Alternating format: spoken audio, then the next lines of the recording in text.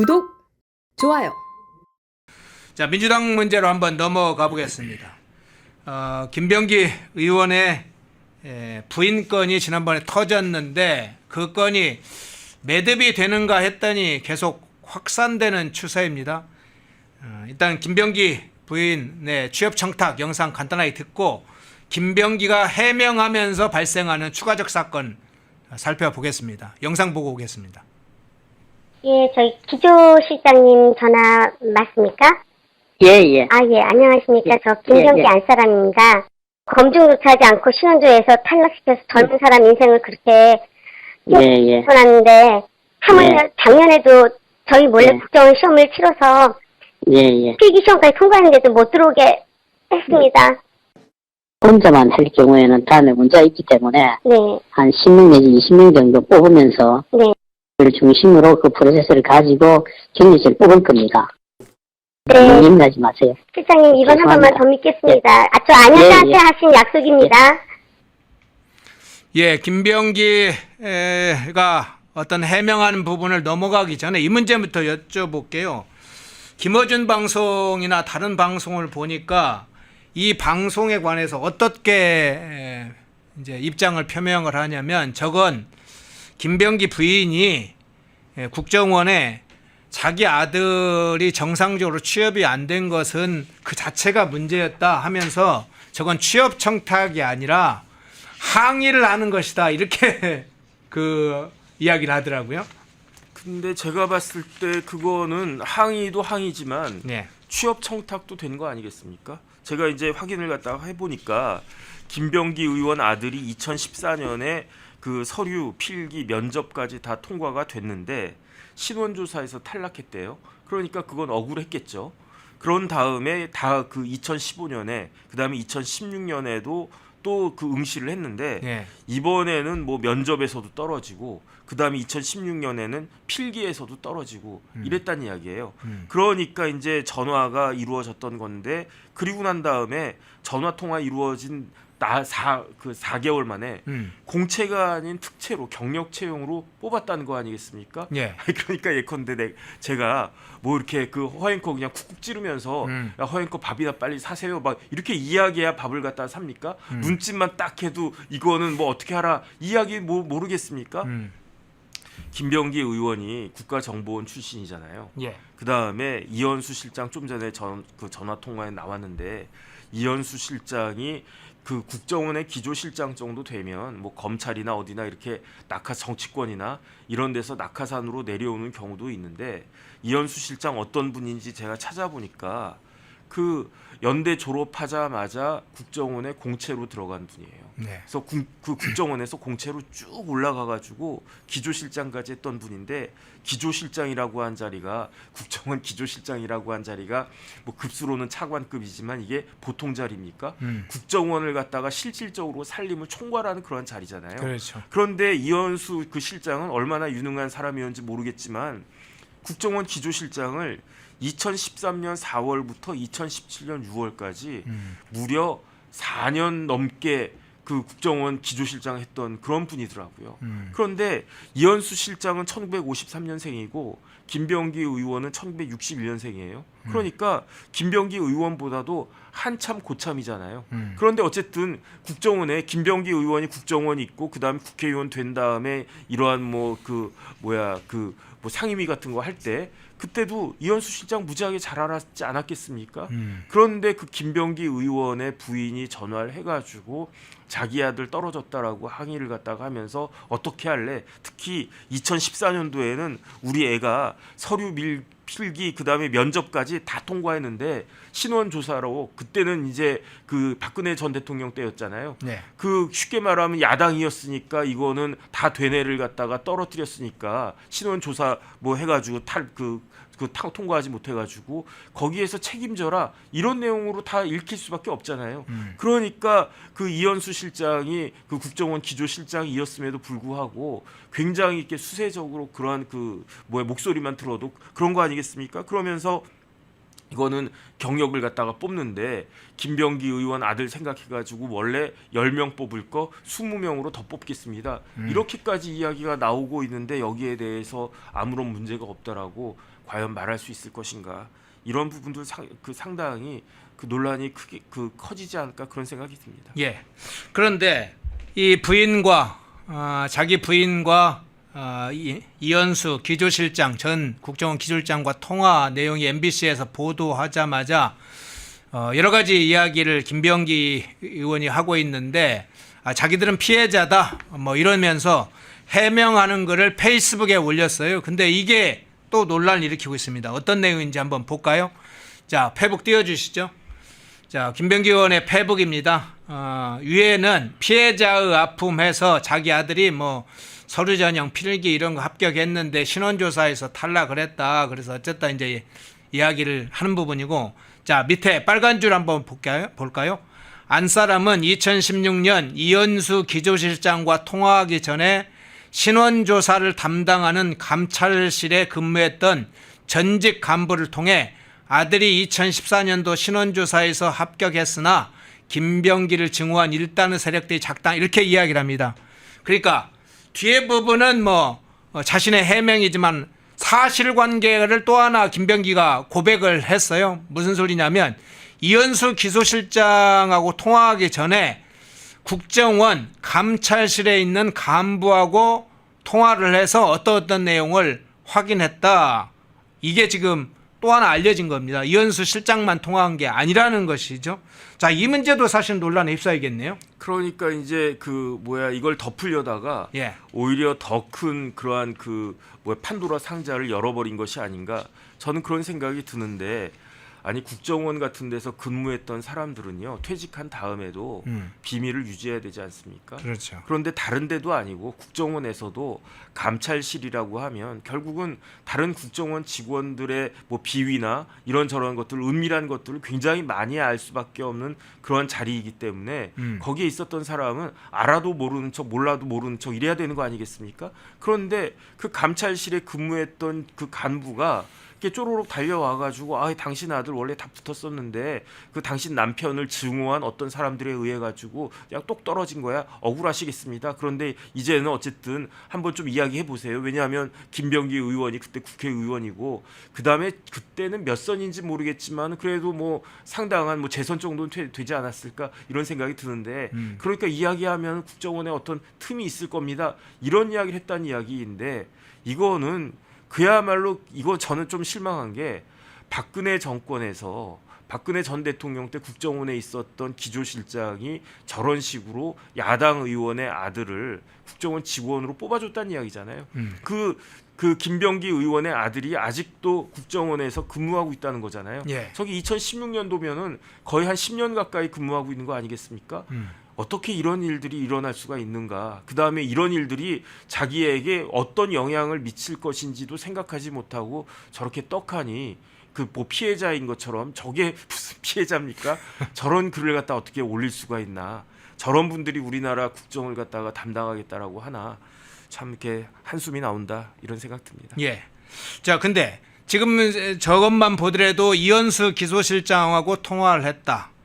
국정원 감찰실 간부하고 통화를 했는지 뭐 만났는지는 직접 확인하진 않았지만 통화했을 가능성이 높아 보입니다. 지금 이현수 기술장도 통화를 한 걸로 볼 때 어쨌든 감찰실 간부를 통해서 확인을 했다. 누가요? 이병기 의원의 부인이.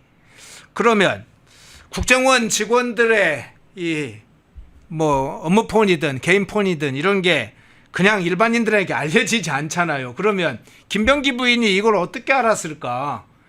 김병기가 알려주지 않고 뭐 제3자를 통해서 알 필요도 없잖아요. 김병기 의원이 알려줘야만이 사실은 이런 전화 업무 포인일 가능성이 꽤 있다고 알려져 있는데 이 전화번호가 전달이 됐을 거 아닙니까? 그러면 전직 간부에 대한 것도 알려지고 그 업무 푼도 알려지고 그럼 김병기 자신이 공모를 한 거 아닙니까? 일단은 감찰실 간부가 알려줬을 수도 있겠죠. 이현수 전화번호요? 네네. 네. 감찰실 간부가. 네. 그런데 그 김병기 의원이 물어볼 수도 있지 않았겠습니까? 그런데 그 보지도 못하고 이렇게 뭐 얼마나 친한지는 모르지만 네. 그 감찰실 직원한테 그 전직 간부한테 물어보는 게 김병기 의원 부인 입장에서 편하겠습니까? 아니면 남편한테 물어보는 게 편하겠습니까? 그러니까 그 국회의원이니까 국정원 기조실장 정도의 그 전화번호 정도는 충분히 알고 있지 않았을 거 아니겠습니까? 네. 예컨대 홍장원 차장 그 전화번호도 그 국정원에 그 뭐 정보위나 이런 쪽 그 국회의원들은 다 알고 있잖아요. 다 알고 있었잖아요. 뭐 국정원 1차장이나 국정원 기조실장이나 똑같이 그 차관급 그 국정원의 최고 멤버니까 그러니까 저 상식적으로는 아마 남편인 김병기 의원으로부터 그 전화번호를 받지 않았을까 일단 그런 생각이 들고요. 그 다음에 제가 국방부에서 그 미군기지 사업단 법무실장 하지 않았습니까? 그러니까 이게 굉장히 중요한 국책 사업이고 그다음 또 한미 간에 그런 문제도 있고 하기 때문에 국정원 직원들이 굉장히 많이 이렇게 그 스크린을 갖다 많이 했어요. 그래서 저희 그 사무실에도 그 인포메이션 오피서 IO라고 해가지고 이렇게 정보관들 와가지고 이렇게 뭐 저한테 물어보기도 하고 그러면서 저도 많이 알게 됐는데 옛날하고 달라가지고요. 국정원에 들어가는 거는 하늘의 별 따기입니다. 진짜로 국정원 들어온 그 저한테 이렇게 계속 찾아와요 아이오들이. 그래서 실장님 이건 뭡니까? 그 잘 이해가 안 되는 그런 부분들이 있으니까. 예. 그러니까 저한테 이것저것 물어보고 그러면서 뭐 친해지고 그러면 어이 그 뭐야 뭐 김 과장은 뭐 학교 어디 나왔어? 거의 다 그 대학 후배거나 아니면 진짜 아주 최고 명문대 출신들이거나 그 다음에 그렇지 않더라도 그냥 반짝반짝 빛나는 아주 샤프한 사람들이에요. 그래가지고 제가 그 경험 통해 가지고 야 국가정보원이라고 하는 데가 옛날에 저희 대학 다닐 때는 무슨 뭐 군사 독재 어쩌고 저쩌고 뭐 중앙정보부 어쩌고 저쩌고 이런 데인 줄 알았는데 그런데 제가 그때 그 국방부 있었을 때가 벌써 2007년도니까 20년 가까이 전이었는데 그때도 와 이렇게 엘리트들이 국정원에 이렇게 많이 있구나 저 그 생각했었거든요.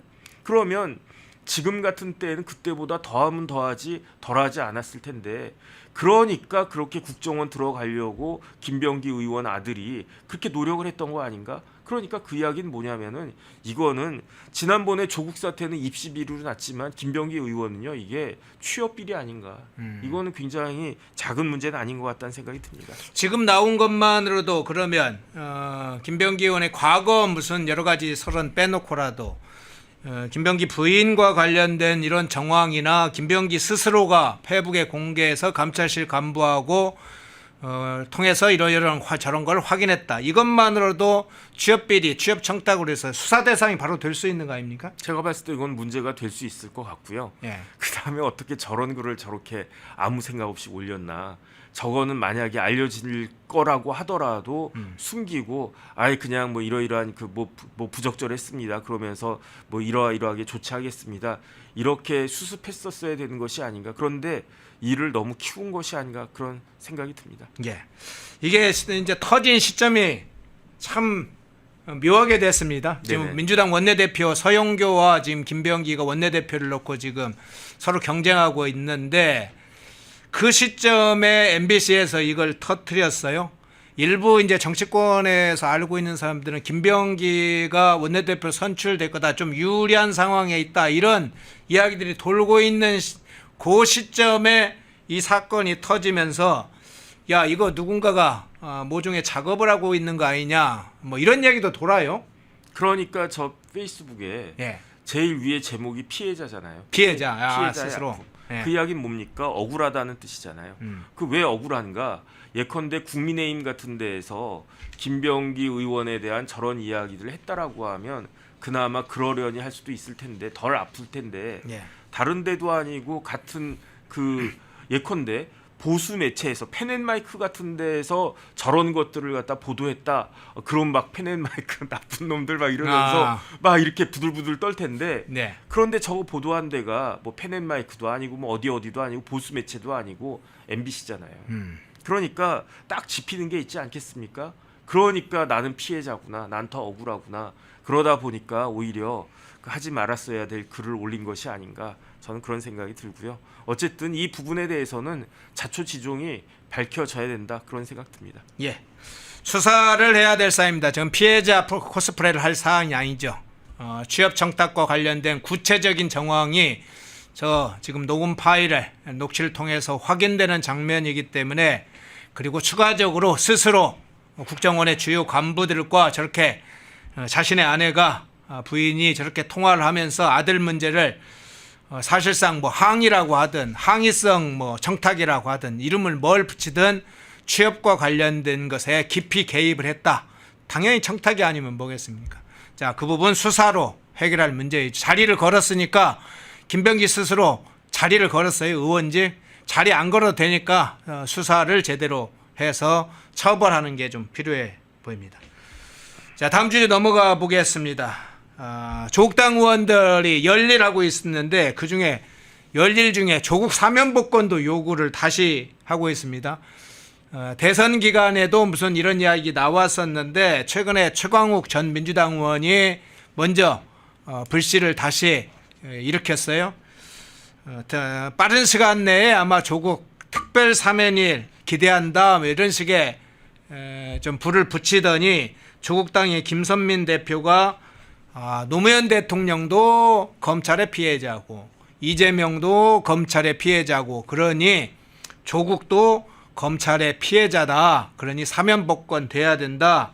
검찰이 조국을 권력을 남용해서 그렇게 한 것이다. 이렇게 지금 피해자 주장을 하고 있는데 어떻게 평가를 하세요? 저는 이재명 대통령이 조국 전 대표 사면해 줘야 된다라고 생각을 합니다. 아, 그래요? 왜 그러냐? 네. 그 이재명 대통령은 빚이 있어요. 빚이 있어요. 조국 대표한테 빚이 있다고요. 예. 이걸 그 멀리 조금만 그 돌아가 보면 네. 작년에 총선 있잖아요. 작년 총선에 어떻게 됐었습니까? 원래는 민주당이 그렇게까지 이렇게 그 막강하지가 않았단 말이에요. 그 다음에 그 작년 초에는 1월, 2월 달에는 국민의힘이 이긴다 이런 이야기도 많이 있었어요. 그래가지고 그 기억나지 않습니까? 장성민 후보 같은 경우에 국민의힘이 뭐 160석 뭐 이렇게 얻을 것이다 해가지고 오히려 입단속 당하고 그랬었단 말이에요. 그게 언제냐면 2월까지가 그랬었어요. 그런데 2월 말에 2월에 어떤 일이 있었습니까? 2월에 조국 대표에 대한 항소심 판결이 나왔어요. 징역 2년이 나왔는데 법정 구속이 안 됐어요. 그러니까 조국 대표가 그때 뭐 했습니까? 조국 혁신당이라고 하는 진짜 자기 이름 들어간 정당을 만들었단 말이에요. 그리고 난 다음에 캠페인을 갖다가 했는데 어떤 캠페인 했습니까? 처음에는요. 지민 비조 그랬어요. 예. 지역구는 민주당 찍어주시고 비례는 조국당 찍어주세요. 이렇게 이야기를 했는데 그게 정말로 아무도 예상 못하게 돌풍을 일으켰잖아요. 그래서 처음에는 지민 비조로 시작했는데 나중에는 비조 지민이 됐어요. 그래가지고 조국혁신당도 10석이 넘는 비례대표, 비례만 13석인가 얻었잖아요. 어마어마한 거 아닙니까? 그런데 그게 상승 효과를 일으켜가지고 민주당까지도 어마어마하게 그 큰 표차를 갖다가 그 득표를 해가지고 결국은 범야권, 당시 범야권 190석이 달성이 된 거고 그 힘으로 윤석열 대통령 밀어붙여가지고 결국은 탄핵시키고 결국은 이재명 그 대표가 대통령까지 된 거 아니겠습니까? 이런 것들에 대한 그 조국혁신당 사람들은요 기억이 아주 생생할 거예요. 그러니까 이만큼 나는 채권이 있다. 그 채권을 갖다가 빨리 빚을 갖다가 갚아라. 그 이야기를 하는 거예요. 그런데 그 빚을 갚을 때 가장 그 먼저 갚아야 될 빚은 무엇이냐? 조국 대표 지금 수감된 지 이제 몇 달 됐는데 여기에 대해서 그 빨리 저 사면을 갖다가 해라. 풀어줘라. 사면 복권해라. 저는 8월 15일 날 그 광복절 사면하지 않습니까? 예. 지금 조국 그 혁신당 사람들은 조국당 사람들은 조국 대표가 8월 15일에 사면이 되어야 된다라고 생각하지 않을까 그 생각이 들고 그다음에 정경심 교수도 조국을 뭐 일찍 만나는 방법 뭐 해가지고 일찍이라고 그랬잖아요. 일찍이라고. 그러니까 이번에는 뭐 어차피 제가 봤을 때 워낙 그 큰 차이로 그 대통령 선거가 그 뭐 한 8% 이상 차이가 났으니까 뭐 조국 혁신당이 뭐 그렇게까지 크게 기여한 것은 아니다라고 볼 수는 있지만 어쨌든 이런 일에 단초가 된 작년 총선에서 조국 혁신당의 활약은 조국 대표의 활약은 그건 누가 봐도 아주 대단한 거였으니까 거기에 대한 지금 청구서를 갖다 딱 내미는 건데 그런데 이재명 대통령 마음은 그렇게 편치 않을 수 있겠다 그 생각이 듭니다. 왜냐하면 지금 민주당은 이재명 대통령이 대통령 되기 전에도 일극 체제라고 그랬어요. 네. 민주당 내에서는 이게 없습니다. 그런데 조국 대표가 만약에 사면 복권이 된다. 그러면 범여권 내에서 일극 체제가 아니라 어떻게 보면은 이극 체제, 뭐 이극 체제까지는 안 된다고 하더라도 이제 균열이 생기는 하나의 그 뭐라 그럴까 그 모멘텀이 될 수도 있는 것이 아닌가 그런 거 생각했을 때 빚진 거는 알겠지만 이재명 대표가 내가 그래 빚이 있어 내가 조국 대표한테 빚이 있는 건 맞아 이 생각은 하지만 그래도 지금 그렇게 마음은 흔쾌하지는 않을 수 있지 않을까 전 개인적으로 생각하면서 그럼에도 불구하고 빠르면 8월 그 다음에 늦어도 12월 뭐 크리스마스나 이럴 때 그때까지는 사면이 이루어지지 않을까 저는 개인적으로 그렇게 예측이 됩니다. 네. 결과를 보니까 이 집권 초반부터 이렇게 조국 당이 요구하는 게 이렇게 아쉬워서 뭐 그런 게 아니군요. 결국은 우리가 지금 빌려준 거 있는데 그 청구서 말씀하신 대 청구서 내놓고 그 갚아라 하는 거군요. 그래서 집권 초부터 막 이렇게 목소리를 크게 내는 거군요. 그 다음에 만약에 이게 조금 그 타이밍을 놓치게 되면 네. 그러면 조국 혁신당 입장에서도 이게 낭패일 수가 있는 게 왜 그런가? 조국 혁신당은 지금 지역구가 하나도 없어요. 네. 그다음 지난번에 군수 선거에서 지역구 냈다가 그때 이제 패배하지 않았습니까? 그런데 당장 내년에도 선거가 있잖아요. 내년에 지방선거 있지 않습니까? 그러니까 조국 대표가 감옥에 있는 것하고 풀려 나와가지고 어쨌든 진두지휘하는 거 하고 뭐가 더 이익일까는 잘 모르겠어요. 어떤 게 더 유리할지는 잘 모르겠는데 조국 혁신당 입장에서는 대표가 나와가지고 이름이 있는 그 대표가 나와가지고 진두지휘해야 그래야 뭐 호남이나 이런데 어차피 민주당 견제하는 그런 심리가 있을 수 있으니까 호남에서 예컨대 조국 혁신당 후보가 나왔는데 민주당에 불만이 있는 사람들이 그렇다고 뭐 국민의힘을 찍겠습니까? 그렇다고 무소속을 찍겠습니까? 그러니까 이런 것들을 기대하기 위해서라도 빠르면 빠를수록 그 좋지 않겠는가 이렇게 그 생각하고요. 그 다음에 이런 생각도 할 수 있어요. 어떤 생각할 수 있냐면 만약에 조국 대표가 사면 복권이 되잖아요. 그럼 내년에 서울시장 후보로 나오지 말라는 그런 보장이 있습니까? 나오지 않는다라고 하는 그런 보장이 있습니까? 그러면 제가 봤을 때 지금 서울시장 후보로 뭐 지금 현 오세훈 시장도 계시고 그 다음에 제 개인적인 생각이지만 김민석 총리 후보자가 내년에는 한 1년 정도 뒤에는 서울시장 후보로 나올 수 있지 않을까 저 개인적으로 그 생각도 들거든요. 거기에 조국 대표도 내가 서울시장 하는 게 더 낫겠다 이 생각을 할 수 있지 않을까. 그 다음에 서울시장 경기도지사 자리가 왜 중요하냐면 내년에 서울시장 하면 임기가 언제까지입니까? 2020년까지잖아요. 2020년에 또 뭐가 있습니까? 2020년에 대선이 있다고요.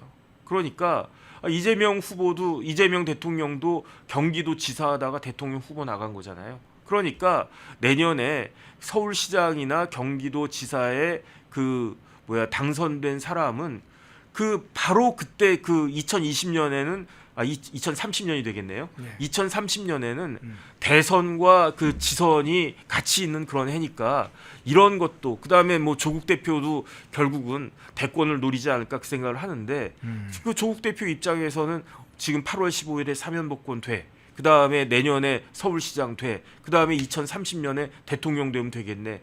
나이도 딱 그 정도면 딱 맞겠네. 이런 생각하지 않을까. 이런 것들이 그 조국 혁신당에서 지금 그 조국 대표의 그 사면 복권을 요구하는 근거 아닐까. 제 뇌피셜입니다. 예. 집권 초반부터 이재명 정부를 압박하는 이 대통령을 직접 압박하는 조국당 그 나름대로 계산이 다 있군요. 지금 시급하게 조국을 빨리 사면하고 또 복권까지 요구를 했습니다. 사면만이 아니라 특별사면만이 아니라 복권까지 요구하는 데는 정책 함수가 있군요. 자, 지난 총선 때 우리가 해준 게 있으니까 지금 범여권 민주당이 이렇게 큰 소리 치는 데는 자기들이 조국당이 지역 후보 안 내서 다 민주당이 승승장구하게 된 거고 이재명이 당선된 것도 바로 자신들이 후보를 내지 않아서 된 거다. 그러니 빚진 거 갚아라. 이제 조국을 석방함으로써 그거 좀 빚을 청산해라. 이렇게 생각하고 사면 요구를 하는군요. 다가오는 또 선거도 염두에 두고 있군요. 지방선거는 다가오고 있죠. 8.15 자 크리스마스 뭐 이런 걸 좀 겨냥하는 것 같습니다. 집권 초반에부터 벌써 작업에 들어갔군요. 자, 마지막 주에 짧게 한번 살펴볼게요. 특검 후보 지금 3대 특검이 지금 이야기가 되고 있잖아요. 3대 특검에서 여러 이제 후보군들이 떠오르고 있는데 지금 저기 사진이 떴습니다만 공통적으로 한동수 전 대검찰청 감찰부장 뭐 이런 사람을 시작을 해서 몇 사람이 3대 특검으로 지금 후보군으로 떠오르고 있는데 특별히 좀 주목하는 인물 있으세요? 글쎄요, 뭐 그 누가 될지는 잘 모르겠는데 그런데 조금 생각이 있는 사람이라면 네. 특검으로 추천됐어도 고사하지 않을까 저는 개인적으로 그런 생각합니다. 왜냐하면 이 특검은 광풍이 불 거예요. 그런데 사람이 이렇게 광풍 속에서 칼을 휘두르다 보면 그게 결국은 부메랑이 될 수도 있지 않을까 저는 그런 생각이 들기 때문에 그렇기 때문에 오히려 이럴 그 지금 특검이요 얼마나 그 문제가 될 거냐 이거는 저는 걱정되는데 이제 7월부터 특검이 이제 그 발동이 될 겁니다. 특검이 검사 파견되는 검사만 120명이에요. 그런데 대한민국의 검사가 몇 명 있느냐? 2,292명 있거든요. 그러니까 검찰청 중에 100명 이상의 검사가 있는 검찰청은요. 딱 4개밖에 없어요. 서울중앙지검, 인천지검, 수원지검, 그리고 서울 남부지검 요 4개만 100명이 넘어가고 나머지 뭐 부산지검, 대구지검, 뭐 광주지검 이런 데도 100명이 채 안 돼요. 훨씬 안 돼요. 그런데 그 특검에 파견되는 검사가 120명이다. 그거는 쉽게 말하면은 중앙지검 다음에 검찰청이에요. 왜냐하면 인천지검이 두 번째인데 115명이거든요. 그러니까 그 많은 검사들 이렇게 우르르 몰아다가 뭐 하겠습니까? 지금 뭐 이렇게 한가하게 뭐 이런저런 이야기 막 국민의힘에서 하는데 제가 봤을 때는요.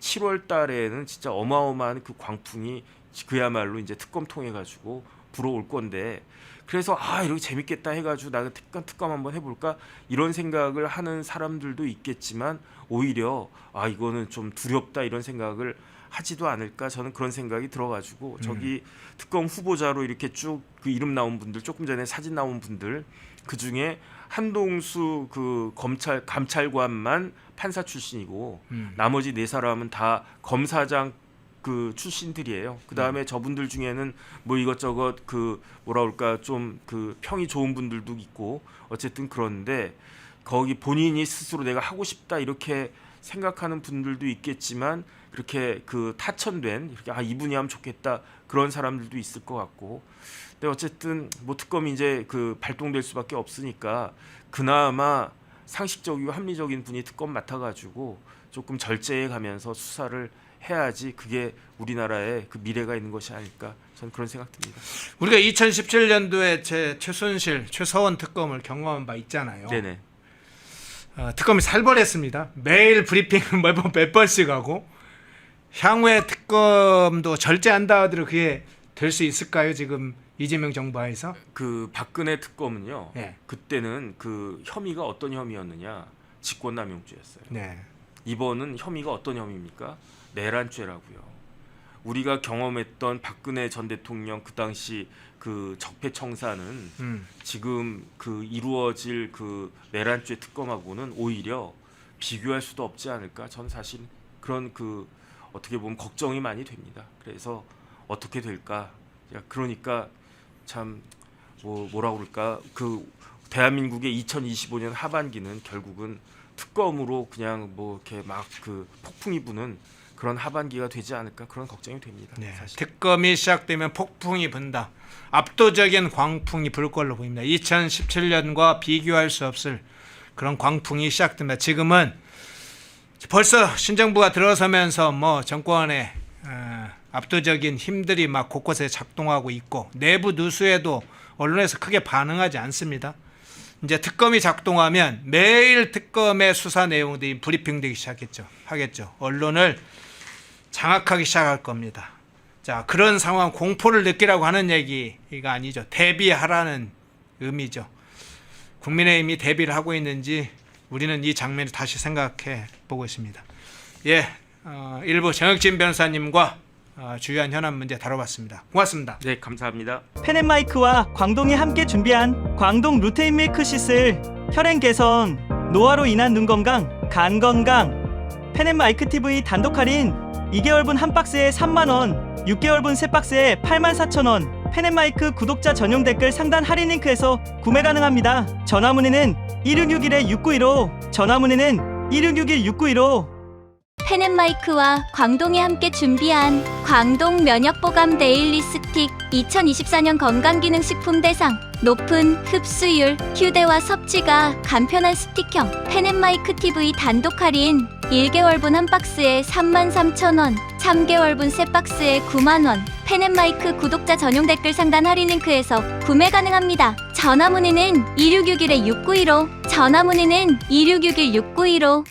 펜앤마이크와 광동이 함께 준비한 광동 혈당혈압 콜레스테롤 케어 솔루션 식후 혈당 상승 억제, 체지방 감소, 혈중 콜레스테롤 개선, 높은 혈압 감소 펜앤마이크 TV 단독 할인 1개월분 한 박스에 25,000원, 3개월분 세 박스에 66,000원. 펜앤마이크 구독자 전용 댓글 상단 할인 링크에서 구매 가능합니다. 전화 문의는 1661-6915, 전화 문의는 1661-6915. 펜앤마이크에서 추천하는 영상도 보고 가세요. 다른 영상도 즐기시려면 구독 버튼을 꼭 눌러주세요.